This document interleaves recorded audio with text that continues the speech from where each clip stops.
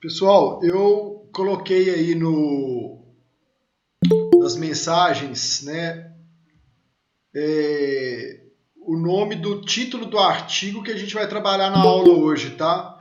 Digita este nome aí no Google e na frente escreve Conjur, tá? Vou escrever Conjur aqui, ó.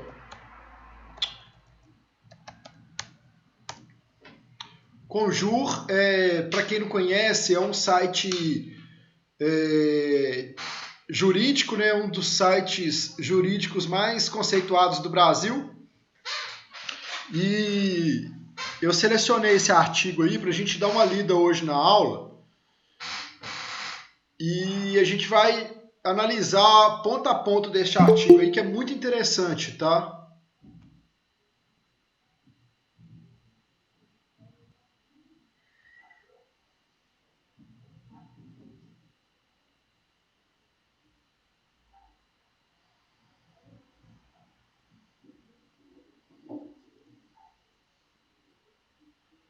Ah, tá.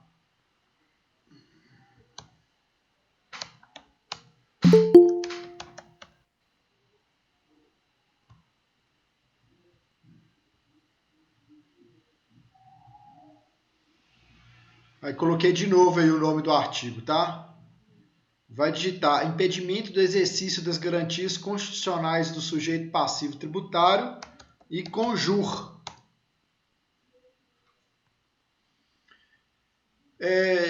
Gente, esse artigo foi escrito por Diana Bittencourt, que é advogada, né, sócia aí do Bittencourt Advogados, advogada pela Faculdade de Campinas. O currículo dela está no término do artigo lá, para quem tiver curiosidade aí, tá? E assim, o propósito de trabalhar esse artigo com vocês é o propósito de desenvolver em vocês, enquanto futuros profissionais aí da contabilidade, essa característica da análise crítica das questões, tá? O artigo ele faz uma análise da legislação tributária brasileira, lógico, né? Ela não aprofunda porque é um artigo relativamente curto, mas ela vai em algum ponto, ela trata neste artigo de alguns pontos cruciais aí correlacionados, né, relacionados com essa questão do planejamento tributário, né? Ela faz uma crítica, sobretudo, sobre uma questão que é muito debatida, né, em relação ao planejamento tributário. O que seria essa questão, né? Só para adiantar para vocês, ela critica assim que não há a legislação não é clara, né? E que face essa obscuridade, né? Ou seja, em razão dessa obscuridade da legislação, muitas vezes nós, o contribuinte, né? Nós que eu falo, contribuinte, o sujeito passivo da obrigação tributária, ele fica à mercê da interpretação aí do fisco, né? Das pessoas que são do fisco. E essa questão da interpretação, gente, o que a autora fala, né? A Diana Bittencourt, ela fala o seguinte, que essa interpretação ela cria uma insegurança jurídica, né? Por quê? Porque a gente sabe que interpretação, gente, como o próprio nome diz, ela o que acontece? A interpretação ela é subjetiva, ela sempre carrega, né, um aspecto de subjetividade, né? Ou seja, a pessoa que está interpretando ali, a depender da situação, né, a depender do interesse, a depender, né, daquilo que está envolvido na situação, ela pode fazer uma interpretação de modo a favorecer um e prejudicar outro. Entenderam? É nesse sentido aí mais ou menos que ela está falando. Então, ela fala que, em regra, né, ou a legislação seria mais clara, né, de modo a não dar margem para interpretação, ou a interpretação sempre fosse favorável aí ao contribuinte. Então, para quem está chegando na aula agora, né, gente,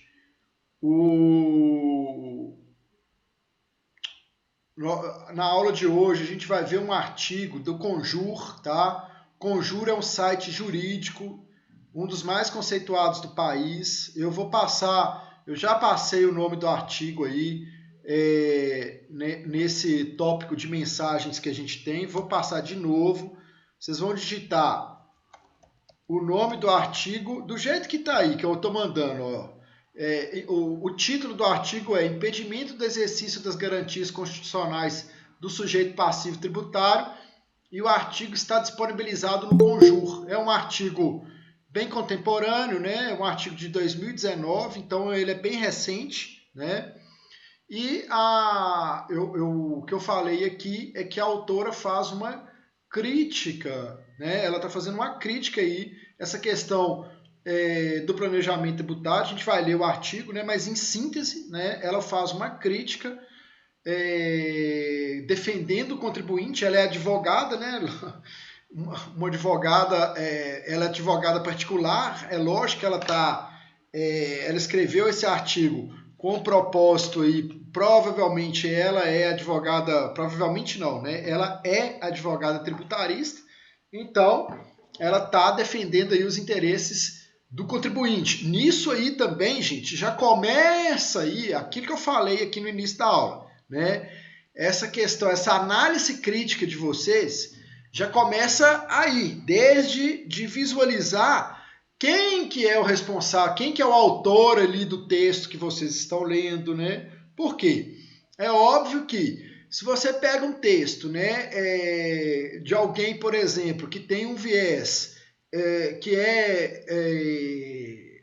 por exemplo, né, você pega um texto lá, que é de um analista tributário da União. É óbvio que o texto dele vai tender, né, a tendência do texto dele vai ser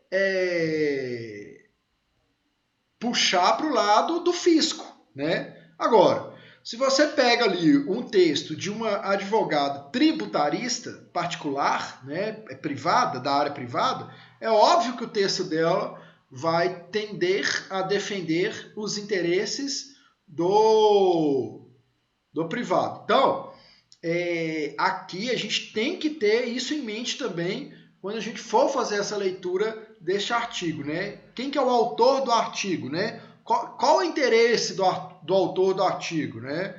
Que ele defende? Então, tem que ter isso em mente, porque é muito difícil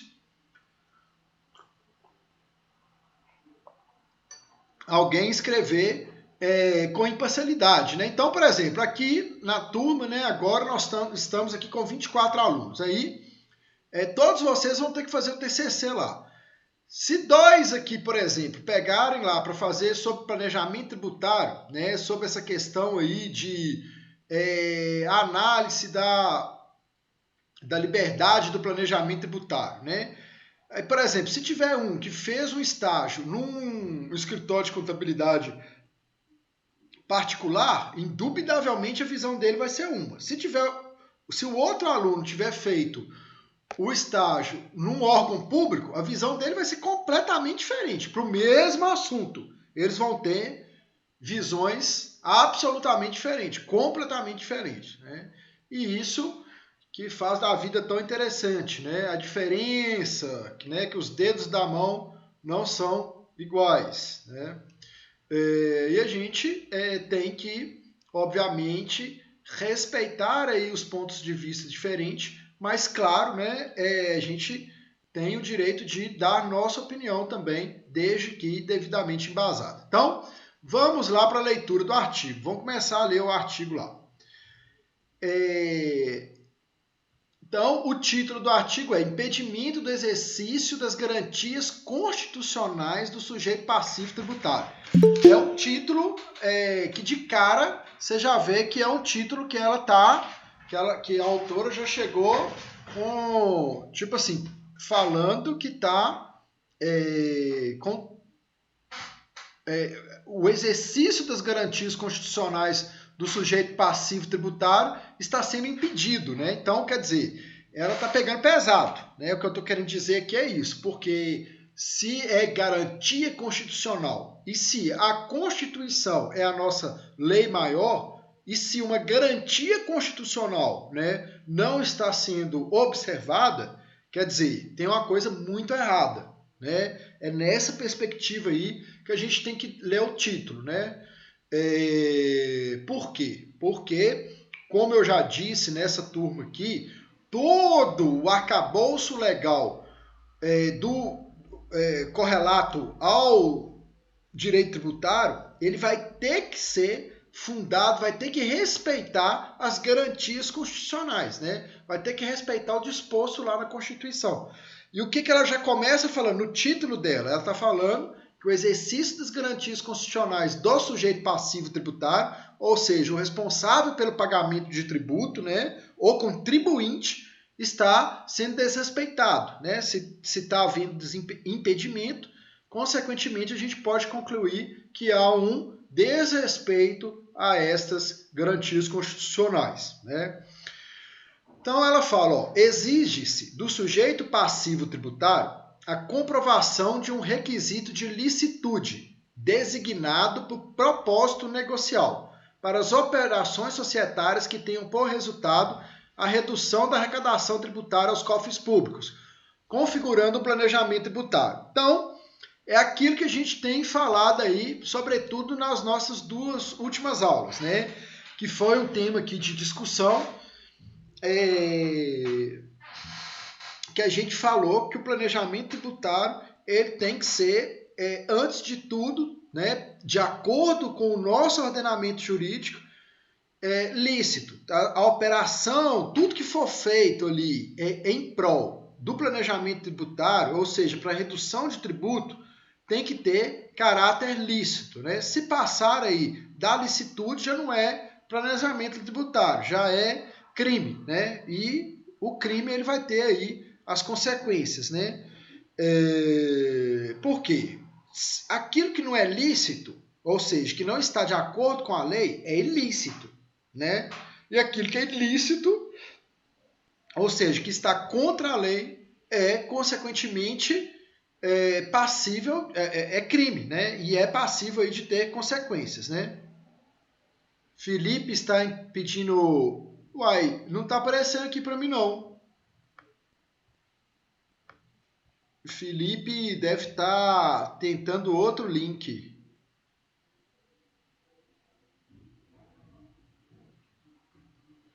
Felipe está viajando na maionese. Felipe já entrou aí, gente? Ou não? Porque aqui na minha tela principal não aparece, não. Pera aí, deixa eu ver aqui. Não, Felipe não entrou, não. Fala com ele que não está aparecendo aqui para mim, para tentar lá. Quem deu o recado aí, por favor. Porque não está aparecendo. Foi o Lucas. O Lucas, ele não está tentando, não. Tá? Se na hora que ele tentar, tá. Mas aí, gente... Pera aí, agora parece que sim. Agora sim. Beleza. Entrou aí, o Felipe chegou, gente.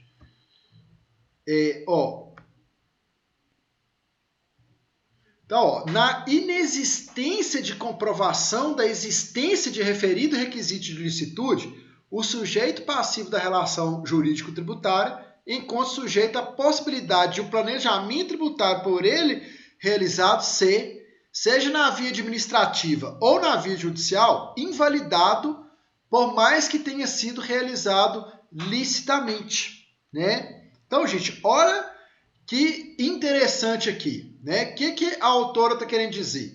Se o camarada não conseguir comprovar ali que o que ele fez tem caráter lícito, foi feito dentro da licitude, a depender ali de quem estiver interpretando, seja na via administrativa ou na via judicial, o seu planejamento tributário pode ser anulado, né? Então, o que ela está querendo dizer? Ele tem que comprovar, né? O sujeito passivo vai ter que comprovar que aquilo ali foi feito dentro da licitude, né? Por mais que tenha sido feito e tal, ele vai ter que demonstrar. E se ele não conseguir, às vezes ele vai, né, trazer os argumentos ali, vai falar que aquilo ali foi dentro da licitude, mas por uma questão de interpretação, pode ser que aquele planejamento tributário dele seja jogado por água abaixo. Igual eu falei, né, gente? Essa questão da interpretação, realmente, se a lei não for clara, ela traz insegurança jurídica, né? E assim, e fora, gente, essa questão, sobretudo desse CARF, né, que é o órgão administrativo e responsável, que foi o órgão que fez aquele acórdão lá que a gente leu na última aula, é um órgão, é o Conselho Administrativo de Recursos Fiscais, né? É um órgão que como quase todos no Brasil, né? É um órgão que é tradicionalmente conhecido aí pela corrupção, né? Tem um caso famoso deles aí em relação ao Neymar, né? Tipo assim, o Neymar foi pego pelo fisco aí e tal, aí entrou com recurso aí no CARF e conseguiu ganhar um negócio mirabolante, né? Assim, ninguém entendeu como que ele ganhou. Aí foi ver, o relator lá, por coincidência, poucos dias depois, comprou uma mansão. Foi uma coisa mais ou menos assim, né? Então, assim,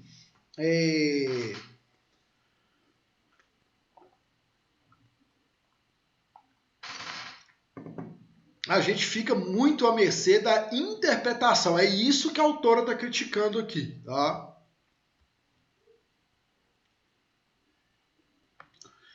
Aí ela vai colocando, ó, em adição, né, ou seja, ademais, né, observa que esse propósito negocial que se apresenta como um requisito de licitude não é um pressuposto jurídico de validade de um planejamento tributário, mas se define como um motivo extrafiscal, razão pela qual, no âmbito jurídico, é ontologicamente impossível defini-lo, tendo em vista que o propósito de realização de determinada operação societária que decorra em economia tributária está abrangido por um contexto social e econômico extremamente amplo, no qual se encontra inserido o sujeito passivo da relação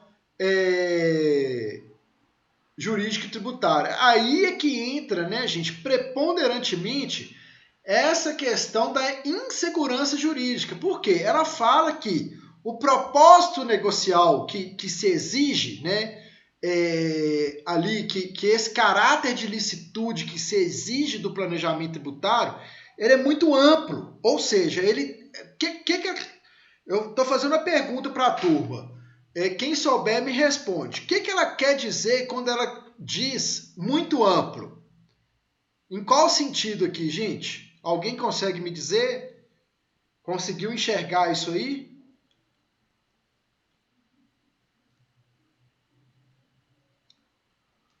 Muito amplo, gente, no sentido de poder gerar várias interpretações, né? Então, assim, quanto mais aberto está o tema, quanto mais aberto a questão, mais margem para interpretação dá, né?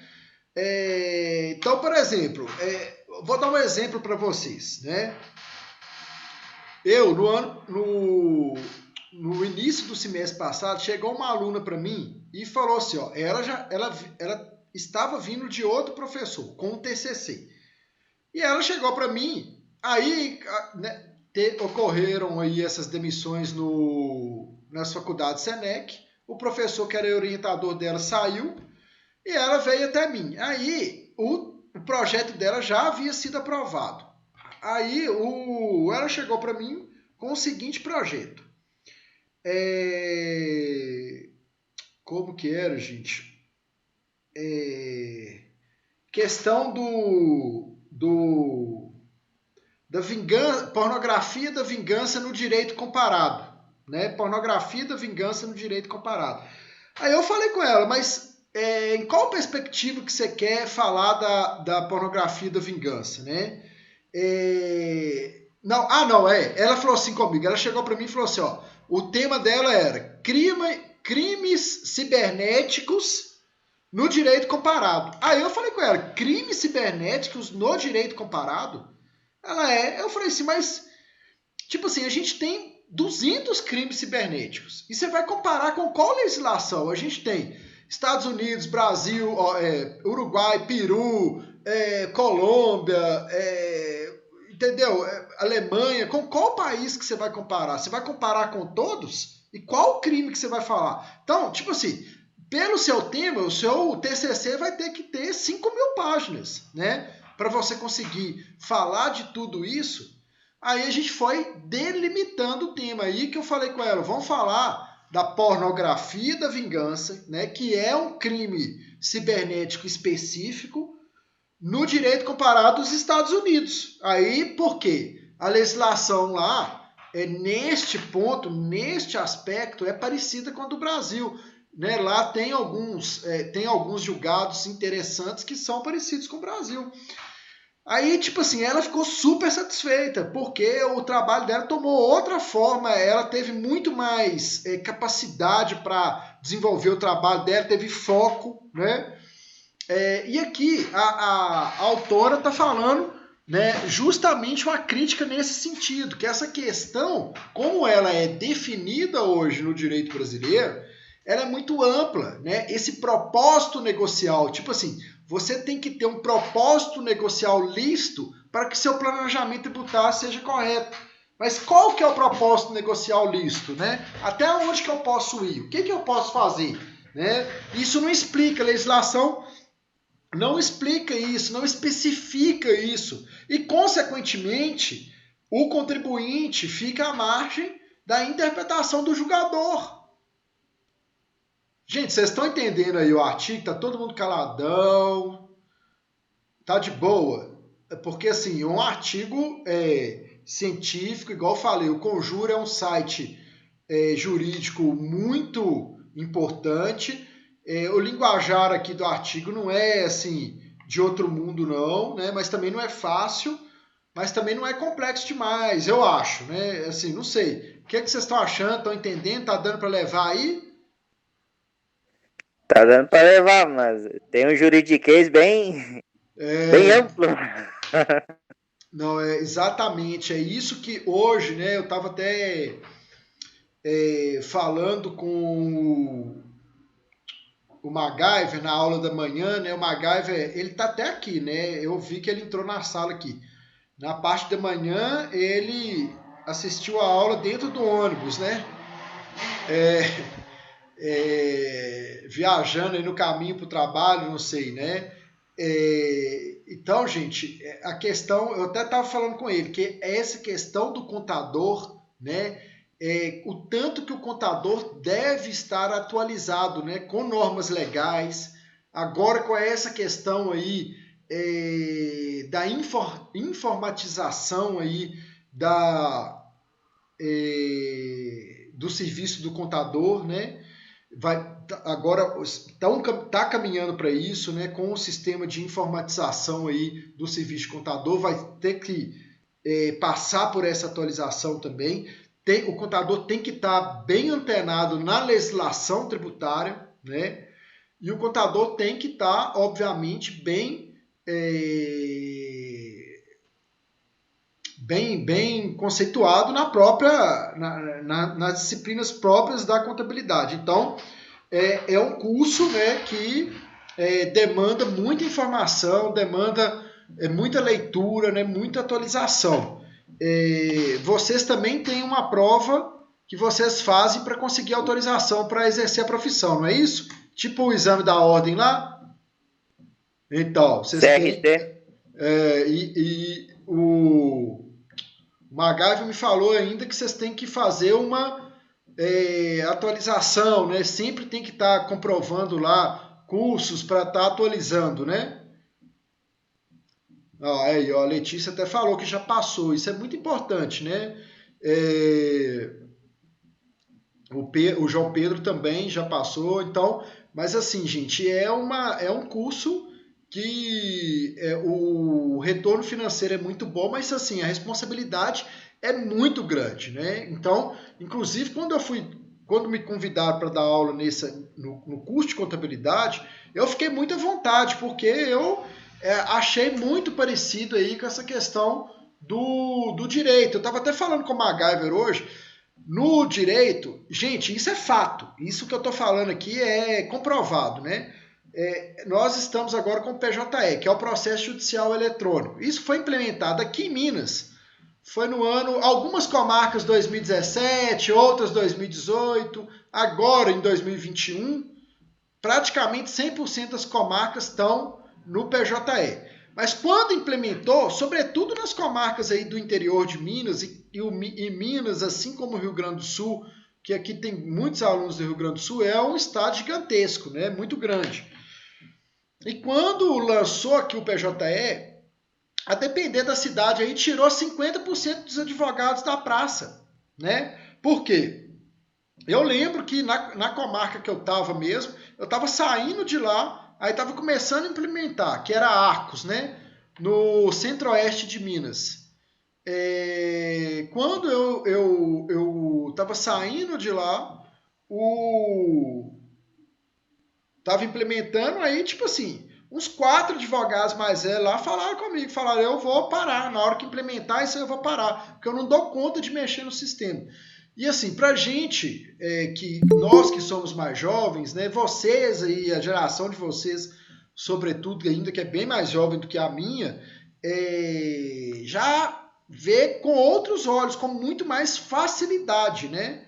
Com muito mais facilidade, sabem lidar muito melhor com essa questão da informatização, que veio para ficar. É uma coisa. E outra coisa, assim, que no Brasil muda demais é a questão da legislação. Então, sempre tem que atualizar. Mas é óbvio que você entendendo ali o miolo do negócio, o resto a gente leva. Por isso que eu gosto de trabalhar, igual numa disciplina igual o planejamento tributário, com os pontos centrais da disciplina, que se vocês pegarem a ideia do planejamento tributário, vocês vão tirar de letra, né? O resto, vocês vão conseguir consultar ali no livro, uma coisa mais técnica e tal. Agora, a ideia, o cerne da questão, de vocês entenderem, né, o que vem a ser o planejamento tributário e suas consequências e tal, aí já era. Aí vocês vão, o resto é resto, né?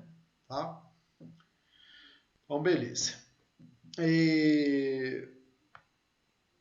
Aí ela fala, ademais, vale lembrar que faz parte da boa administração de toda empresa a busca pela utilização adequada de seus recursos, objetivo que contempla a perquisição da economia tributária, no sentido de se buscar modelos menos onerosos, como se busca em relação a todas as demais despesas da empresa. Então, o que ela está falando? Fisco, não vem encher o saco aqui não, tá? Porque dentro do planejamento tributário, dentro da empresa, desculpem, né, para a empresa fazer o planejamento tributário, a empresa está amparada no princípio da livre iniciativa privada, né, da livre concorrência. O que isso significa dizer? Que para o exercício da sua função, né, empresarial, a empresa pode se usar de todos os meios ali legais, né, para buscar um resultado melhor no seu faturamento, inclusive com questões correlatas ao tributo. Então, assim, não é algo para haver tanta intromissão assim do fisco. É isso que ela está querendo dizer aqui, tá?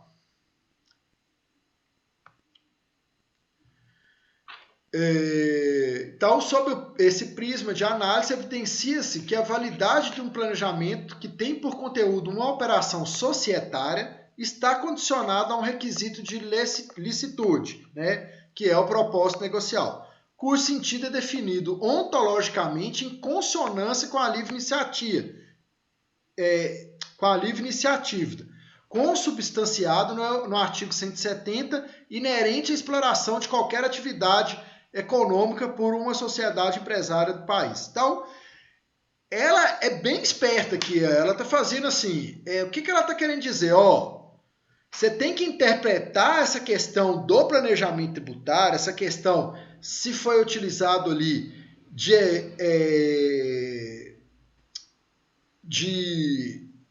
objeto lícito ou ilícito à luz do princípio da livre iniciativa. Ou seja, você tem que entender que não é questão aqui, o principal aqui não é ilicitude, o principal aqui é que a empresa tem o direito, entenderam? De, dentro da sua livre iniciativa, fazer aquilo que melhor lhe aprouver para ter um lucro maior lá no final, né? Que é isso que o empresário vai querer, gente. Todo empresário, eu já falei isso aqui na aula, e quem trabalha aí, né, que faz estágio em contabilidade, quem trabalha em empresa, às vezes alguns de vocês aqui até empreendedor, né? Então, assim, nesse sentido aí, você sabe qual que é o principal objetivo da empresa? É lucro, né? Então, para o lucro, ela quer o quê? Cortar gastos e aumentar a receita, né? E isso aí envolve um bom planejamento tributário. Se ela tiver um bom planejamento tributário, ela vai estar fazendo o quê? Cortando gastos e aumentando a receita, né? Assim como, aí é isso que a autora está querendo dizer aqui. O planejamento tributário para a empresa, ele funciona a mesma coisa de, por exemplo, se a empresa tem 10 funcionários para fazer lá determinada atividade. Se cria uma máquina lá que substitui 10 funcionários por um, o que ela vai querer? Ela vai querer essa máquina, é óbvio, né? Ela vai querer diminuir. Então, ela está querendo dizer isso. Se para diminuir, para fazer um planejamento tributário ali, a margem do empresário, essa margem de licitude e ilicitude, a margem de licitude tem que ser bem ampla, ao contrário do que vem sendo entendido aí. Ela está fazendo uma defesa aqui, é óbvio, né, dos clientes dela. Tá dando para pegar, gente, isso que eu estou falando aqui? Essa ideia, é isso que eu queria saber, se vocês estão conseguindo pegar isso que eu estou falando aqui. Ou tá meio complexo assim, o que vocês estão achando? Não, então beleza. Então tá bom.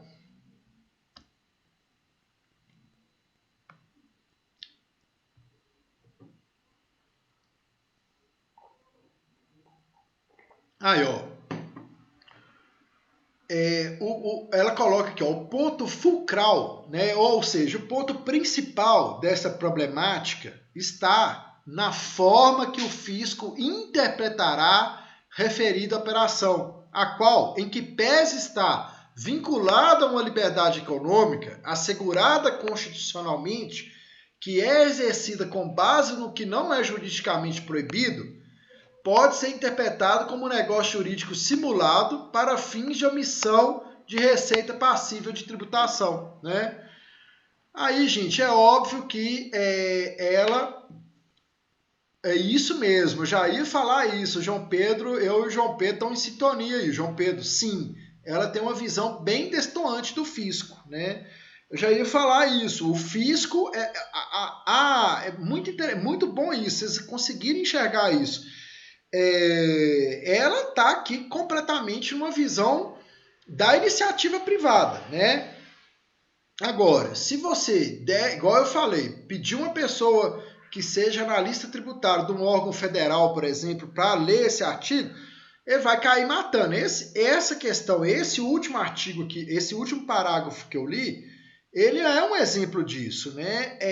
A depender da perspectiva aí, ela está querendo dizer assim, quando for interpretar, tem que interpretar. Ela está querendo suscitar aí um confronto entre dois princípios constitucionais, né? De um lado, o princípio constitucional da tributação, né? O que permite a tributação, que é o princípio constitucional que fala que a tributação ela deve ser constitucional para gerar receitas para o Estado, né, junto com o princípio constitucional da livre iniciativa. Então, ela está fazendo um confronto desses dois princípios e está falando quando esses dois princípios se chocarem, na interpretação do planejamento tributário, deve prevalecer o princípio da livre iniciativa. Muito interessante, gente. É uma questão bem complexa, tá? Estou falando com vocês aqui, assim, isso que eu estou falando aqui é tema aí até para TCC, é tema até de pós-graduação, talvez, entendeu? De uma aula de pós-graduação, né? Mas eu boto fé nessa turma aqui, eu vejo que essa turma é boa, né? Por isso que eu trouxe esse artigo para cá. Mas assim, eu quero que vocês deem uma lida neste artigo, tá? Eu vou cobrar uma questão na prova deste artigo, não vai ser puxada não, mas eu vou cobrar, tá? Porque assim, eu quero que vocês já comecem, tá? Aquele outro também artigo, aquele último que eu trouxe lá, aquele julgado lá, é isso que vocês vão enfrentar no dia a dia, gente. Não adianta trazer para cá coisa lero-lero não, né? E chegar lá fora, vocês se depararem com situações complexas, né? Situações agora, né? Domingo agora foi o exame da OAB, aí tipo assim, os alunos assustaram, por quê? Às vezes na faculdade o cara não tá batendo de frente com aquilo ali, com a realidade de uma prova da OAB, e quando bate lá com as questões daquela complexidade, assusta. A partir de quando a gente vai trabalhando isso, vai lendo esse tipo de artigo e tal, isso vai, esse vocabulário, né, essas questões vão se tornando mais naturais para a gente e, por fim, a gente vai pegando. Tudo é questão de treinamento. Tá? Então, gente, vamos lá. Deixa eu ir para a conclusão aqui, ó. Uma outra questão aqui, né? Aí ela fala, né, desse confronto, ó. Aí ela fala aqui, ó. Tal comportamento do contribuinte, visando a reduzir o custo tributário inerente à sua atividade econômica, encontra-se salvaguardado pelos princípios constitucionais do exercício regulado do direito e livre exercício da atividade econômica, tá? Então ela está falando, só para finalizar, gente, é isso que eu falei anteriormente, ela está invocando aqui princípios do direito privado para confrontar com o princípio que seria aí o princípio da legalidade tributária, né? Que o Estado aqui considerado União, Estado e município, tem o direito de cobrar. Ela fala isso, não tem o direito de cobrar. O direito de cobrar, ele é sagrado, ele é constitucional. Só que ele deve ser preterido, né? Ele deve ser, no confronto com os princípios da livre iniciativa, na questão correlata a planejamento tributário, deve prevalecer na interpretação os princípios da livre iniciativa. É isso que ela está falando, né? Agora, eu trouxe a visão dela, né? Na próxima aula, eu vou tentar trazer um artigo aqui que trate do mesmo tema na perspectiva do fisco, para a gente ver como que é completamente diferente, tá bom? Deu para entender aí? Tá tudo ok? Alguém tem alguma pergunta para fazer? Porque hoje eu não tô muito legal não, porque ontem eu tomei aquela vacina lá do AstraZeneca, porque agora começaram a vacinar os professores aqui na cidade onde que eu moro, né? E a vacina me desandou, viu? É lógico que a gente tem que vacinar, né? Mas assim, ela me deu febre, eu tô com dor no corpo, tive uns efeitos colaterais aí. Mas é claro que isso aí é o de menos, né? Então tá tranquilo aí, né? Tomar um chimarrão com vodka agora, né, Eliezer?